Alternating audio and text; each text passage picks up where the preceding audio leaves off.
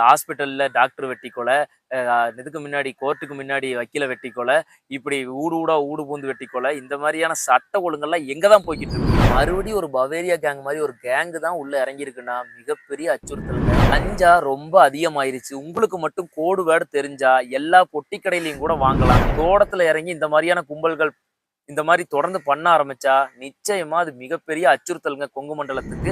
7 வயசுல பையனு 12 வயசுல புள்ள இருக்குன்னு கதறி அழுகிறத பார்க்கும்போது, நம்மனாலயே ஒரு தாங்கிக்க முடியல. இருந்தவர வெட்டி கொன்றுக்குறாங்க. எப்படியாவது புடிங்க. நடந்ததுக்கு நீங்க காரணம் கிடையாது. ஆனா நீங்க புடிக்கலன்னா காவல்துறைக்கு அவமானம், அவமானம்னு அவங்க அழுகிறத பார்க்கும்போது, எனக்குமே ரொம்ப பயத்த ஏற்படுத்துது. அதனால காவல்துறைக்கு கைய எடுத்து கும்பிட்டுக்கிறேன். சீக்கிரம் கண்டுபிடிங்க. கூல் லிப்பையும், இல்ல அந்த கான்ஸையும் பேன் பண்றவங்க ரொம்ப துரிதமா செயல்பட்டு, அந்த கஞ்சாவ ஒழிக்கலன்னா, இது போன்ற குற்றங்கள தடுக்கவே முடியாது.